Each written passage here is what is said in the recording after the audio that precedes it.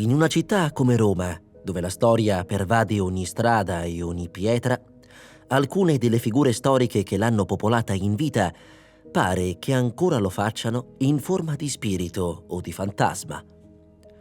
Leggenda, fantasia o realtà, queste presenze occulte dalla vita tormentata, la cui anima è rimasta intrappolata tra il mondo dei vivi e quello dei morti, di notte vagano nei luoghi che le videro protagoniste. Oltre ai famosi monumenti, anche meno celebri angoli di Roma sono avvolti da un'aura di mistero. Piccole chiese medievali, antiche ville urbane e strade dimenticate sono spesso il palcoscenico di racconti che sfidano la logica e l'esistenza concreta.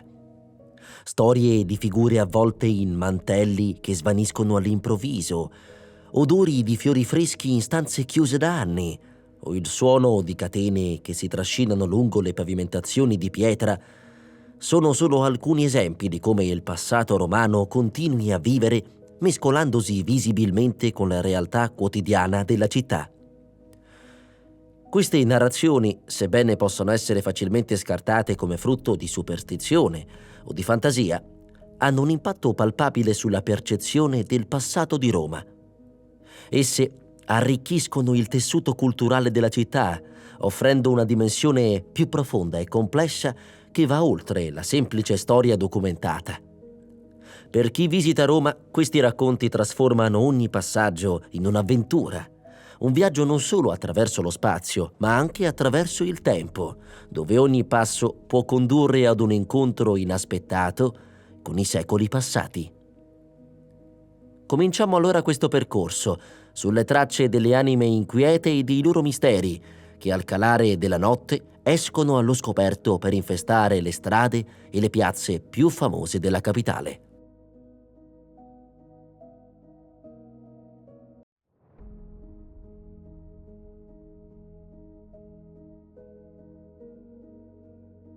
In prossimità del Colosseo, accanto ai resti del tempio dell'imperatore Claudio, vaga uno degli spettri più famosi dell'antichità imperiale, una donna avvolta in un classico peplo bianco, le braccia coperte di gioielli e un diadema fra i capelli, in cerca dell'ennesimo amante. È Messalina, la bellissima figlia del console Marco Valerio Messalla Barbato e di Domizia Lepida. Appena quattordicenne, l'imperatore Caligola la costrinse a sposare il cugino della madre, Claudio, futuro imperatore, più vecchio di lei di oltre 30 anni, balbuziente, zoppo e al terzo matrimonio. Si dice che la giovane donna, insoddisfatta della propria vita matrimoniale, prese a condurre un'esistenza sregolata, fatta di relazioni extraconiugali e avventure sessuali nei bordelli della città. Le sue scappatelle sono anche documentate da autorevoli cronisti come Svetonio, Tacito e Giovenale. Insomma, tutta Roma era a conoscenza dei comportamenti trasgressivi di Messalina, tranne Claudio.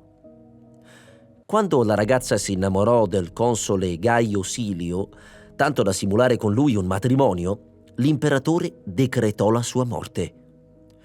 La vita di Messalina fu spezzata a soli 23 anni da un tributo militare che, mentre la uccideva, avrebbe pronunciato le seguenti parole: «Se la tua morte sarà pianta da tutti i tuoi amanti, piangerà mezza Roma». Da allora il suo fantasma vaga vicino all'anfiteatro Flavio, ricordando ai romani le sue sofferenze. Il suo fantasma si aggirerebbe di notte, quando la città dorme. Solo allora è possibile imbattersi nello spirito di questa donna lussuriosa alla continua ricerca di una nuova avventura con qualche uomo. Inizialmente a raccontare di lei erano principalmente senzatetto ubriachi o insonnoliti. Si pensava quindi che fosse un'invenzione, ma in seguito, quando il fantasma venne incontrato da persone appartenenti a ceti e categorie differenti, questa storia, divenuta leggenda, fu tramandata nei secoli attraverso racconti, romanzi e cronache in epoche diverse. Messalina è stata descritta dagli storici dell'epoca come una donna dissoluta e senza scrupoli. Pagò non solo con la vita tutti gli intrighi e gli omicidi commessi. Infatti su di lei fu applicata la damnatio memoriae, cioè l'eliminazione del suo nome dai documenti e dai monumenti di Roma e la distruzione delle sue statue. Raggiungendo la villa celimontana invece è possibile scoprire il luogo che riguarda un altro fantasma romano, quello della cortigiana Imperia. Quest'ultima è stata immortalata su una tela da Raffaello in persona nelle vesti della splendida ninfa Galatea e si dice che durante la sua vita era una donna di rarissima bellezza. Forse anche per quello divenne l'amante di Agostino Chigi, un noto banchiere romano. Seppur non si sappia molto al riguardo della sua morte, si può ipotizzare che venne assassinata dalla moglie di Agostino, la quale scoprì il tradimento e volle vendicarsi assumendo un sicario. Secondo la leggenda del fantasma di Villa Celimontana, Imperia oggi vaga tra quelle mura cercando le sue stesse ossa, che prima vennero nascoste in una tomba a San Gregorio Magno e successivamente furono rimosse. Al giorno d'oggi, la posizione dei resti della cortigiana Imperia risulta del tutto sconosciuta. Passeggiando a Piazza del Popolo, ci si potrebbe imbattere in un fantasma molto importante, e cioè quello dell'imperatore Nerone. Come narra la leggenda, il controverso imperatore Nerone fu sepolto al centro di questa piazza e sopra la tomba fu piantato un albero di noce. Le sue ossa, però, cominciarono ad attirare spiriti e demoni che recavano grande spavento ai residenti della zona. I cittadini chiesero aiuto a Papa Pasquale II, che nel 1099, dopo essersi ritirato in clausura, ebbe un'apparizione della Madonna che gli suggerì di abbattere il noce, di seppellire le ossa dell'imperatore, bruciarle e disperderle nel Tevere. Gli spiriti scomparvero e al posto del noce venne edificata una cappella dedicata alla Vergine Maria. Nel 1472, al posto della cappella, Papa Sisto IV fece costruire l'attuale Basilica di Santa Maria del Popolo, al cui interno, esattamente al di sopra dell'altare maggiore, c'è un arco decorato con bassorilievi che ritraggono Papa Pasquale II nell'atto di abbattere l'albero di noce. Ma altri racconti narrano del fantasma di Nerone che si aggira anche nei pressi di Muro Torto, presso Villa Borghese.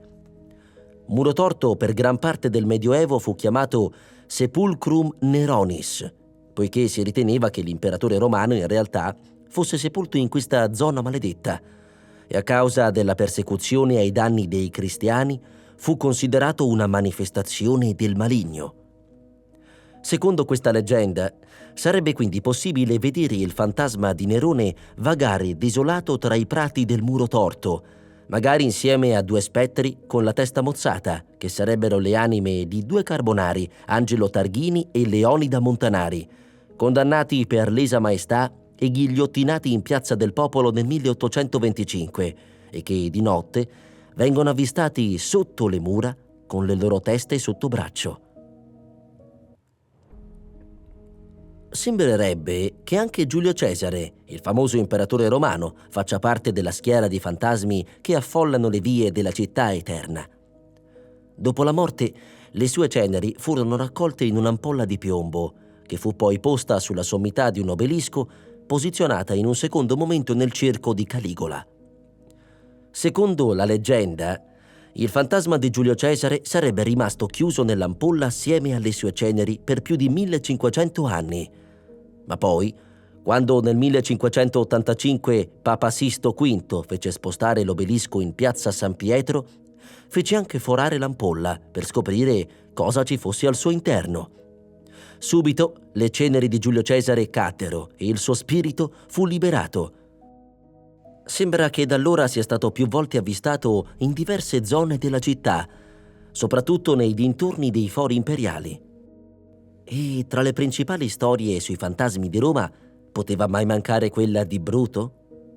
Dopo aver partecipato all'assassinio di Giulio Cesare, fuggì rapidamente dalla città, ma non riuscì a scappare lontano, in quanto a pochi chilometri di distanza da Roma dovette affrontare l'esercito guidato da Marco Antonio. La leggenda racconta che nella stessa notte gli apparve un fantasma con le sembianze di Cesare.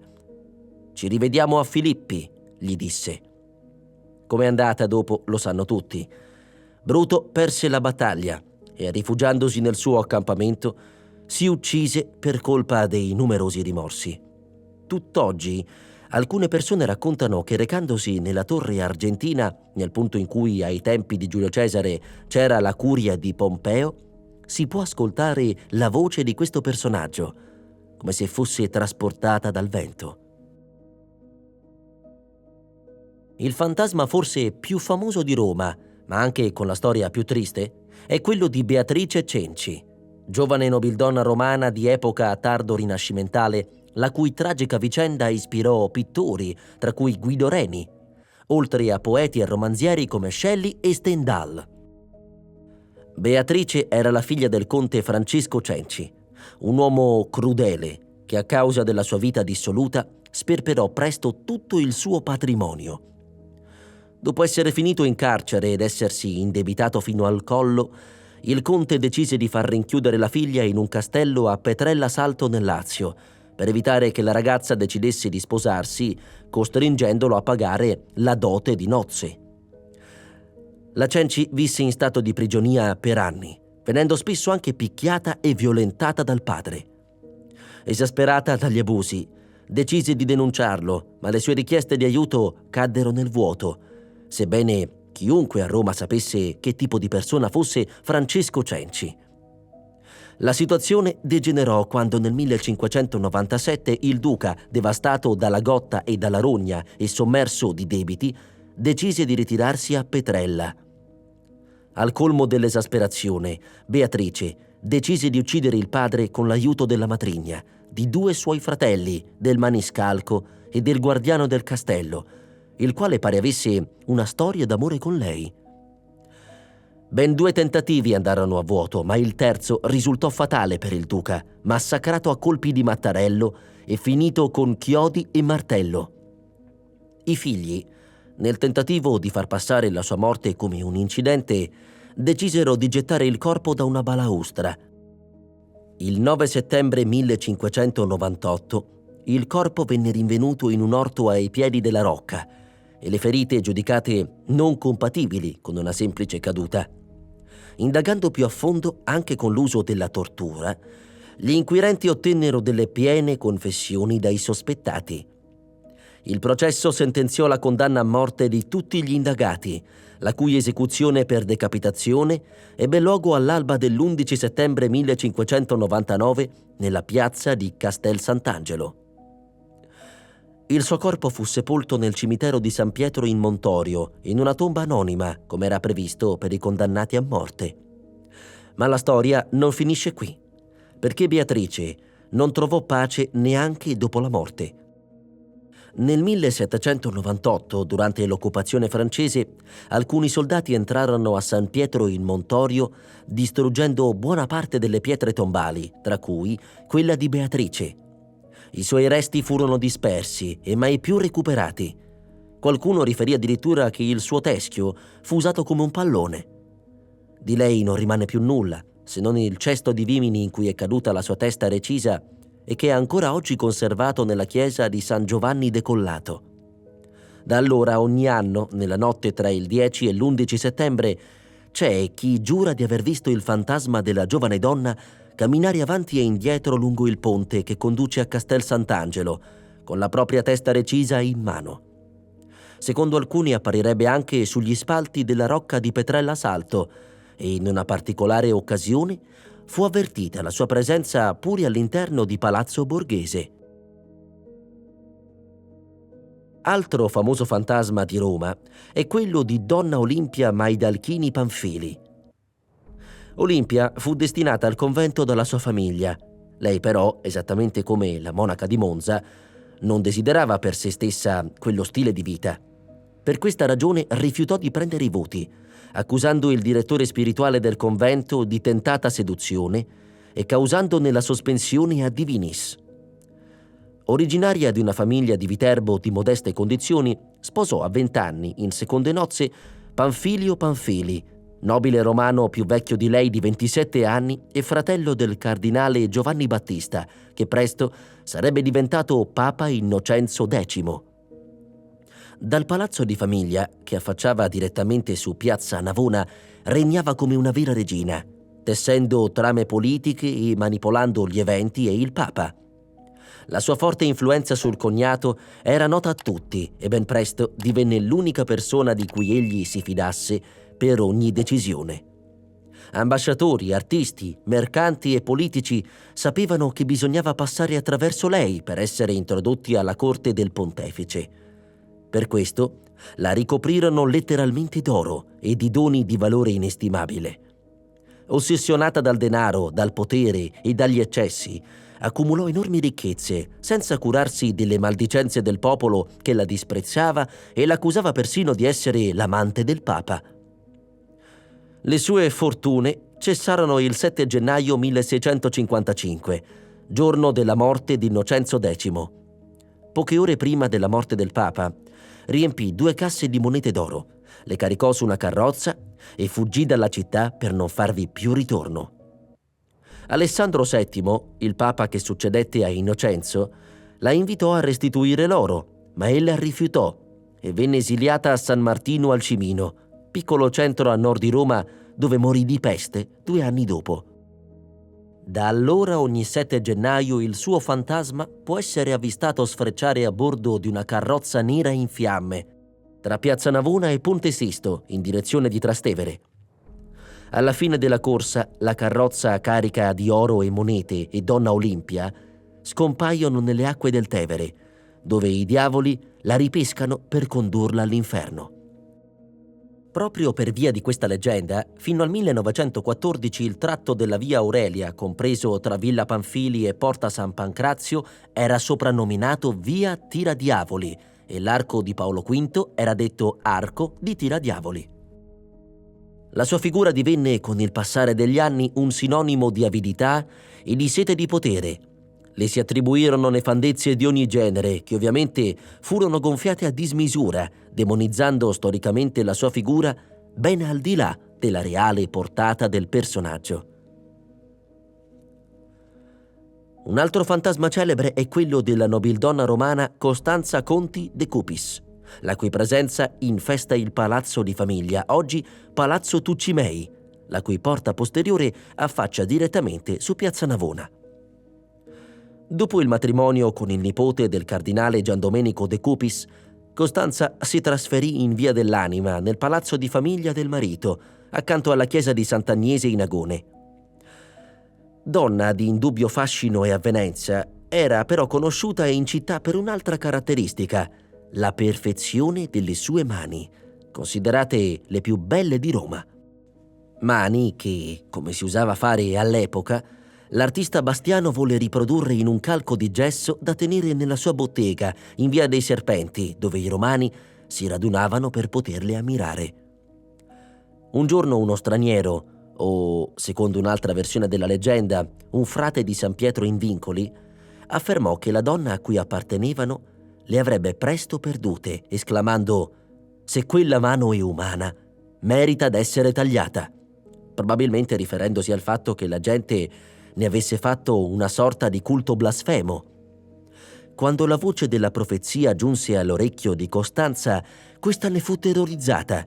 Chiese che il calco fosse distrutto e da quel giorno non uscì più di casa, nel timore di rimanere coinvolta in qualche incidente e con la speranza che la predizione non si avverasse. Passava le sue giornate ricamando, fino al giorno in cui si punse il dito con l'ago. La minuscola ferita produsse prima una grave infezione e poi una cancrena che si estese rapidamente dalla mano al braccio che, nonostante le cure, dovette essere amputato.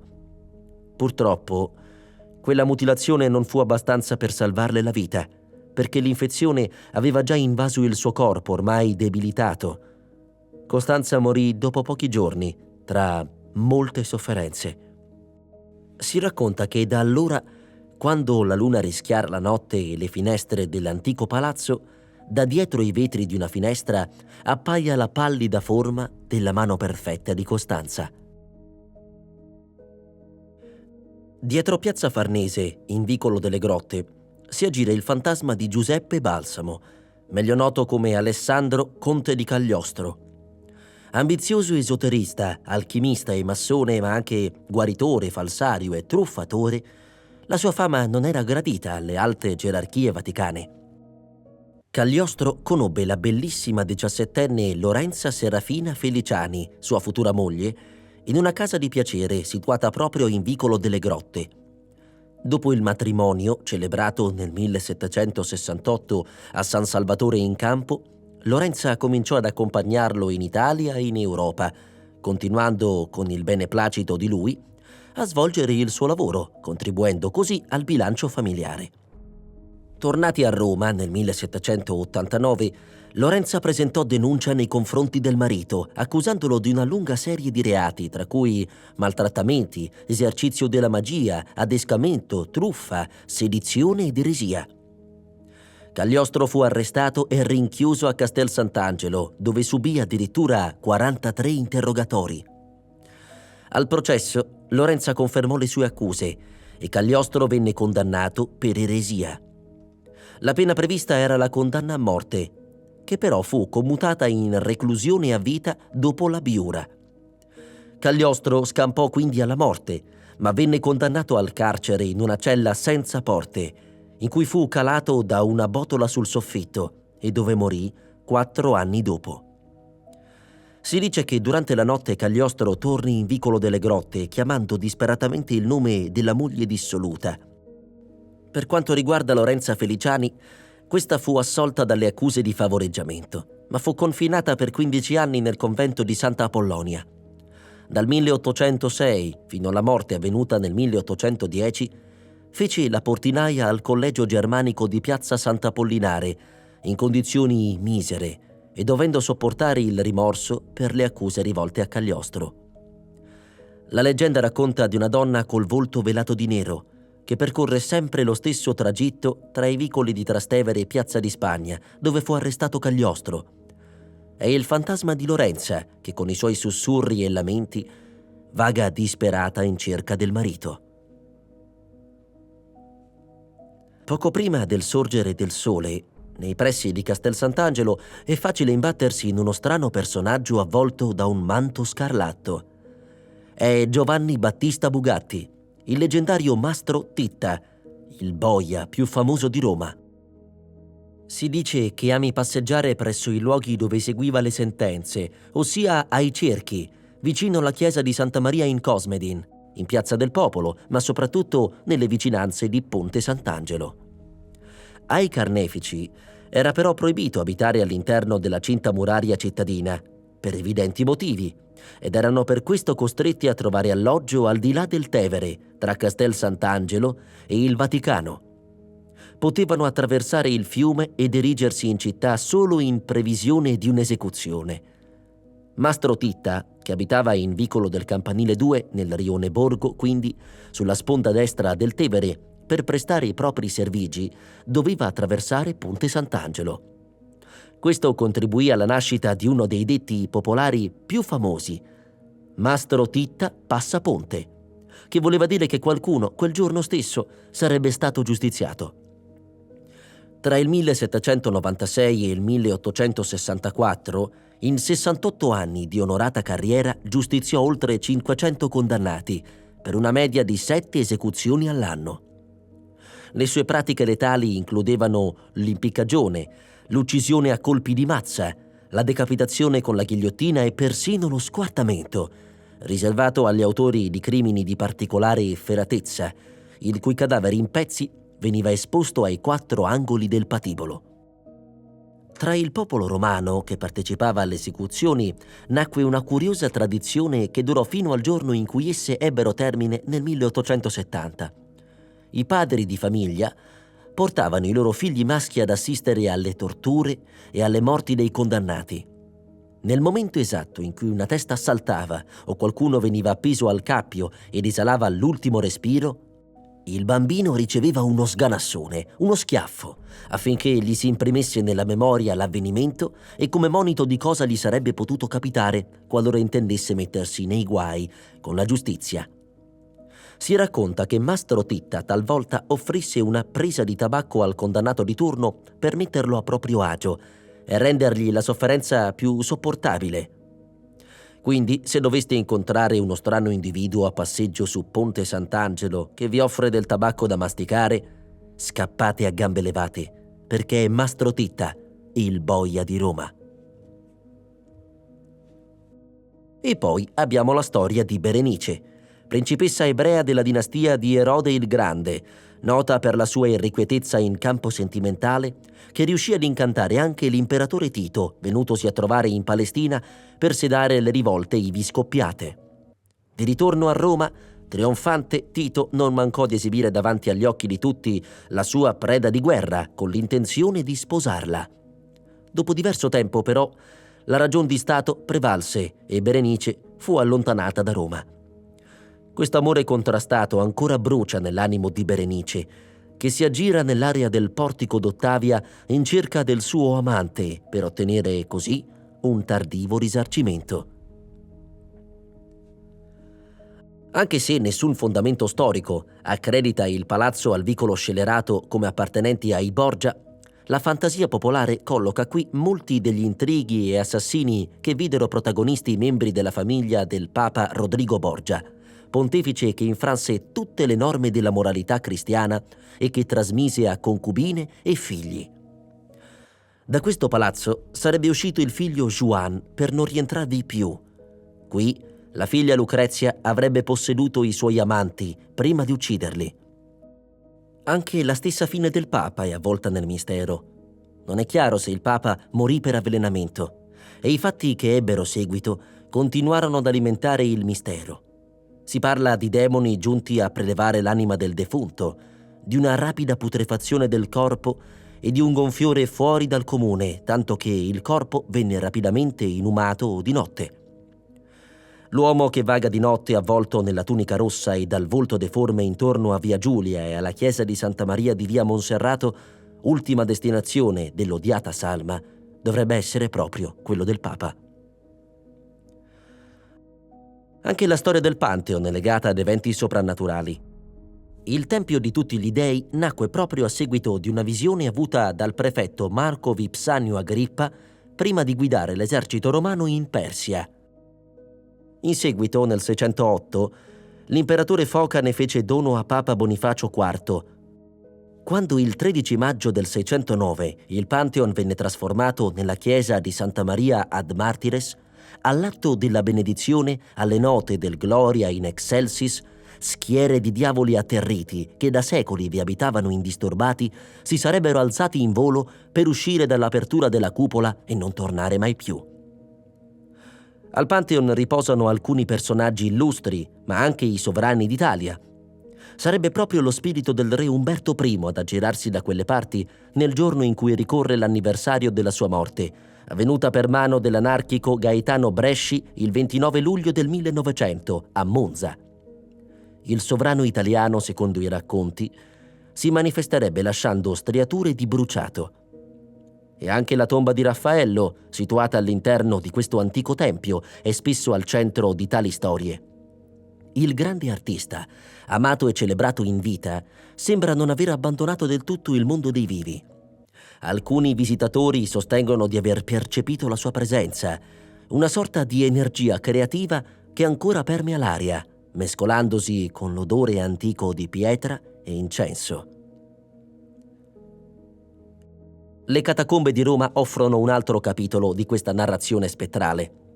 Questi antichi cimiteri sotterranei, ultima dimora di migliaia di persone, sono un labirinto di corridoi bui e tombe silenziose. Non sorprende che siano al centro di innumerevoli leggende metropolitane e racconti di apparizioni. I visitatori delle catacombe, come quelle di San Callisto o San Sebastiano, riportano spesso di aver sentito voci sussurranti o passi in corridoio appena oltre la portata della luce delle loro torce. In questi luoghi la barriera tra il passato e il presente sembra assottigliarsi, permettendo a momenti di vita vissuta secoli fa di far capolino nella Roma di oggi. Molti ci credono e molti no, ma una cosa è certa: ipotizzare l'esistenza di fantasmi capaci di vagare sulla terra accanto ai vivi è per molti piuttosto inquietante. Eppure, tutte queste storie ci fanno capire che non è tanto il fantasma in sé ad essere spaventoso, quanto la persona che era prima di morire e la ragione per cui è diventato tale. Molti fantasmi di Roma non hanno trovato la pace per le azioni mostruose commesse mentre erano ancora in vita. La natura umana può essere molto più spaventosa di qualunque fenomeno soprannaturale. Chissà, magari ha ragione Stephen King quando dice che i fantasmi sono reali, vivono dentro di noi e a volte vincono.